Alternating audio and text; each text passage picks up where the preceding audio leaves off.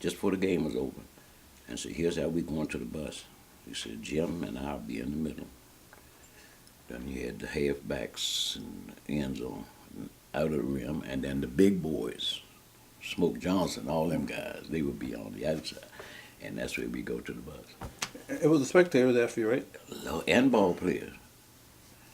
It was rough, man. Got to that bus, and that's when Smoke Johnson said, don't worry about it. He said, we'll fight for you.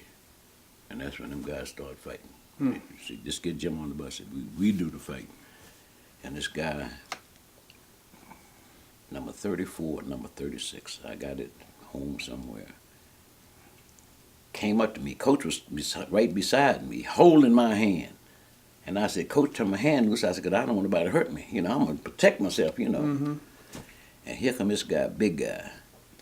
And he started coming toward me, and I pushed Coach back out of the way like that. And I was just going to do, And we got both from here to that your coach right there, and he stuck his hand out. And then he kept coming and coming, and I stuck my hand out. He said, good game. And he turned around and walked on back. Everybody else was all kind of chaos and stuff. We tore that we tore that locker room up before we got on the bus. We stole stuff and everything, sweatpants. We destroyed it. Got back to the school, and before we got back to Shepherd, the word was out how much damage we had done down there. And all so Coach called all us together the next day and said, get together for all the sweatsuits, all the stuff that y'all stole, and bring it to him. He said they mailed that stuff on back to him, and they paid for whatever. It was rough, man. It was rough. Now that's what school? Newport News, Virginia. Shipbuilders, they call them apprentice. And what make it so bad, see, I was stationed down there in 54. Our ship was in dry dock down there in 1954. I said, man, it was just, it was an experience.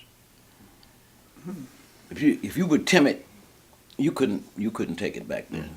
If you were timid, you didn't, weren't able to bounce back. Like this guy from Potomac State, they put the hurting on him, and he just quit. Before the season was over. But shoot, I said, man, I can take it. Shoot, football, it's a rough sport. Now, were you the lone one, the lone black? Where? The Shepherd, the first year you played, any other blacks along with you? At Shepherd State? Shepherd, yeah. For 3 years, I was the only African. Only one for 3 straight years. Remember Elmo Hodge? I remember Elmo. Elmo came my senior year. It was him and okay.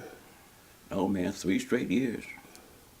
Oh, West Virginia State and Bluefield, they were still CIAA. Yeah. But let me tell you something, though. In 1954,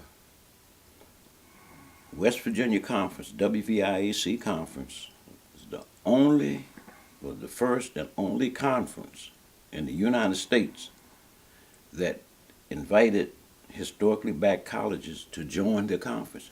And West Virginia State and Bluefield were in the WVIAC at that time.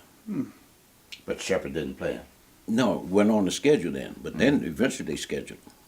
Because I remember Coach said, must have been maybe a second year I was over there, that West Virginia State wanted to play us, but they couldn't work out the schedule.